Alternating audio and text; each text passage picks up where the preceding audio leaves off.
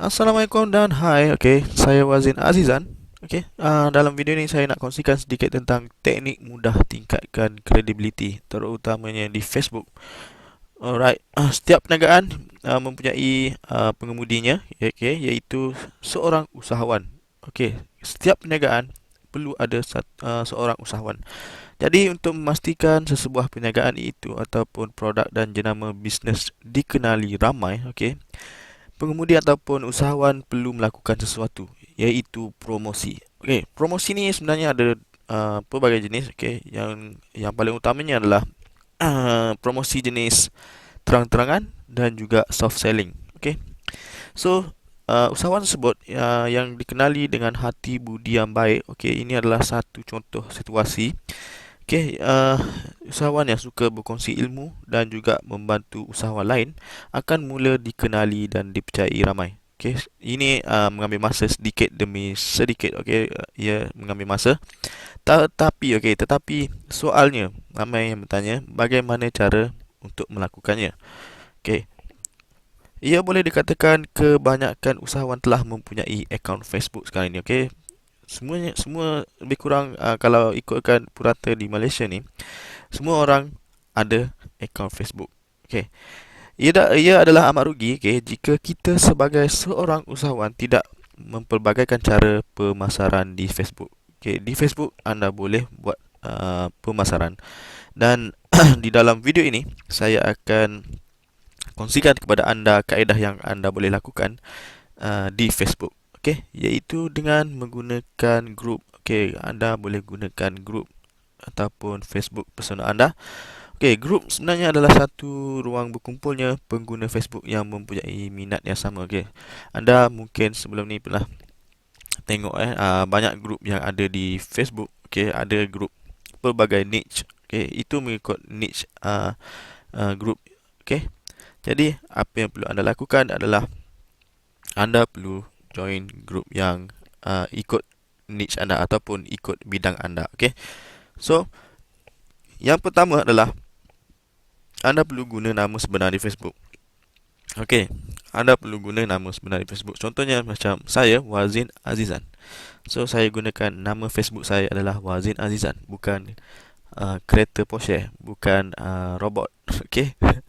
Bukan ataupun contoh lain, bukan bunga mawar, dan sebagainya. Jadi jika nama anda adalah Farid, Farid dan nama Farid bin Ali, so jadikan nama anda sebagai Farid Ali, di Facebook. Gunakan nama sebenar. So sebenarnya seorang usahawan harus telus di media sosial, iaitu terutamanya di Facebook. Facebook sangat profesional. So dengan menggunakan nama samaran, sebenarnya ia tidak jadi satu masalah, tetapi ia sedikit berisiko. Ramai je yang menggunakan nama samaran, tapi kalau boleh jangan terlalu terlalu hype. So orang lain akan menganggap kita ada niat yang tidak baik apabila kita menggunakan nama samaran. Pelanggan dan pembeli hanya mahu berurusan dengan orang yang telus saja. So jika begitu, sama sekali takut untuk membeli barang daripada orang yang menggunakan identiti palsu. So kita perlu buat orang percaya dulu. Prospek ataupun pelanggan percaya kepada kita terlebih dahulu dengan menggunakan nama sebenar. Itu yang pertama. So yang kedua adalah anda perlu gunakan gambar sebenar, ataupun gambar yang lebih elok. Gunakan gambar sebenar anda, contohnya muka anda sendiri. Jangan letak muka gambar kereta, jangan letak. Kalau anda adalah Farid Ali, jadi letakkan gambar Farid Ali. Itu sebagai contoh. Elakkan menggunakan gambar-gambar seperti bunga kartun, dan sebagainya, kerana ia tidak menampakkan profesional dan tidak mencerminkan kita sebagai seorang usahawan. Jika anda seorang usahawan, anda perlu letakkan gambar sebenar anda. Jika boleh, letakkan foto yang terkini. Jangan letak foto yang lama-lama. Kalau boleh, letak foto yang terkini. Jadi untuk usaha wanita ataupun businesswoman, especially bagi wanita Islam yang tidak mahu mendedahkan gambar sebenar atas sebab privacy, boleh gunakan logo bisnes. Okay, itu adalah alternatif untuk anda sebagai seorang usahawan. Anda juga boleh gunakan logo bisnes, okay, sebagai gambar, right? So, elakkan meletak gambar produk. Okay, kalau boleh jangan letak gambar produk, letakkan gambar logo ataupun gambar anda sendiri. So, manakala bagi lelaki, setakat ini tiada alasan kukuh untuk tidak mendedahkan foto sebenar. Okay, kalau boleh letakkan gambar ataupun muka anda di gambar Facebook. Okay, jadi anda perlu tahu, okay, kelebihan meletak foto sebenar di Facebook adalah untuk memberi kepercayaan dan keyakinan kepada prospek dan pelanggan kita. Okey, pelanggan kita, jadi apabila mereka lihat, okey, oh, Facebook anda dengan mempunyai gambar sebenar ataupun dan nama sebenar, jadi ia lebih senang untuk kita attract prospek dan pelanggan. Okey. Dan yang ketiga adalah join grup yang berkaitan saja. Okey, kalau boleh anda hanya join grup yang berkaitan dengan niche anda ataupun bidang anda. Okey, grup apakah yang perlu anda sertai? Bagaimana cara anda sertai sebuah grup? Berapa banyak grup yang perlu anda sertai? Okey, anda sebenarnya perlu join grup yang berkaitan dengan uh, jika anda berada dalam niche buat duit, jadi anda join grup yang buat duit. Jadi jika anda dalam niche kurus, jadi anda pergi join grup yang berkaitan dengan produk kurus dan sebagainya. Jika anda dalam niche bola sepak, jadi anda boleh join grup bola sepak. Okey.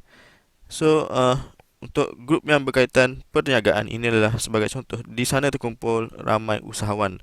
So kita boleh berkenalan dengan mereka dan bina kredibiliti di sana sebagai seorang usahawan yang boleh sama-sama berkongsi pengalaman. Okey. Ini bergantung kepada niche masing-masing. Okey.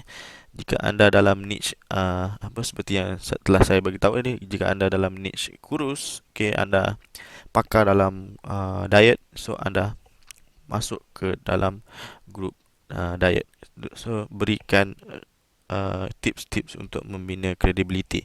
Okey, itulah cara yang ketiga untuk anda bina kredibiliti di Facebook. Okey, yang keempat adalah guna gambar ataupun image. Okey, guna gambar ataupun image ini bermaksud anda perlu sentiasa berikan tips. Okey, berikan tips di grup, okey, di grup Facebook dengan menggunakan gambar, okey, dengan menggunakan gambar supaya ia dapat menarik views ataupun orang lain untuk baca anda punya tips dan sebagainya. Jadi contohnya untuk menjadikan perkongsian anda di grup lebih menarik, okey, lebih menarik dan dapat perhatian daripada ahli grup.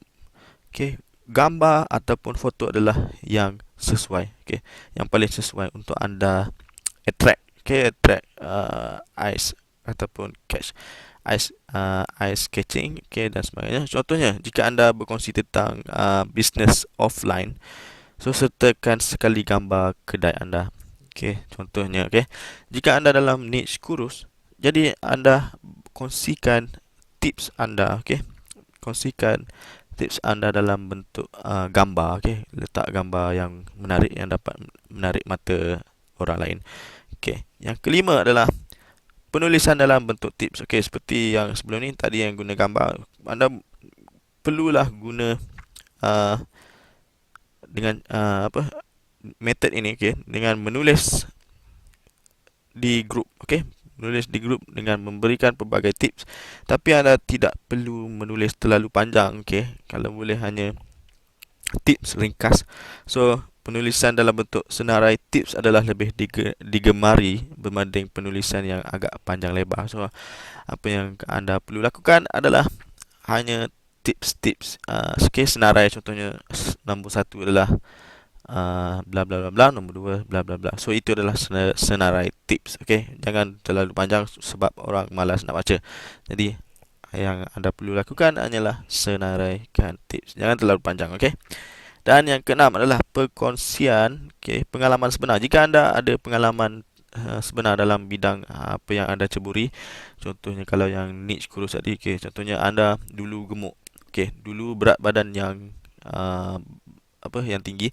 Sekarang selepas anda amalkan beberapa tips, jadi anda dapat kuruskan 10 kilo dalam masa sebulan. Okey, itu adalah sebagai contoh dalam bidang diet. Okey, bidang dan niche diet. Alright.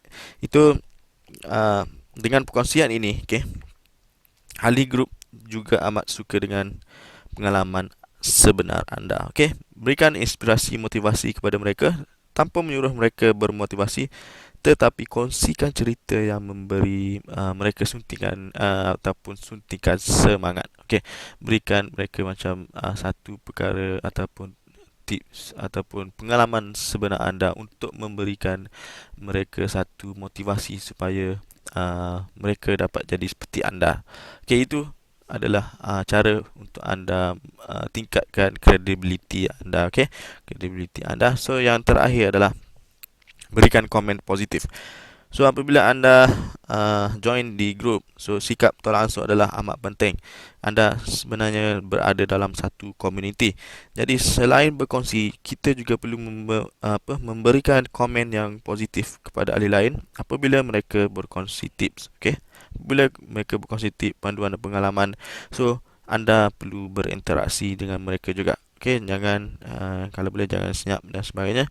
So ucapkanlah juga terima kasih, tahniah dan sebagainya jika panduan dan tips mereka berikan itu adalah sangat berguna dan sebagainya. Jadi itu adalah dapat memberikan feedback yang positif tentang diri anda dan juga orang lain. So jika tidak tahu untuk komen, elakkan beri komen agar tidak ada ahli yang terluka. Okey, maksudnya macam kalau anda rasa anda tak perlu komen, jadi anda tinggalkan sahaja. Okey, tinggalkan sahaja. Jadi anda cari artikel ataupun post yang anda tahu untuk anda komen. Okey, jangan komen benda-benda yang negatif supaya ia dapat mengelakkan daripada hati orang lain terluka. Alright. So itu adalah 7 perkara yang saya nak kongsikan untuk meningkatkan kredibiliti anda di Facebook. Okey, ikutlah apa jenis niche ataupun apa jenis bidang yang anda ceburi, anda boleh gunakan teknik ini. Okey, kaedah ini.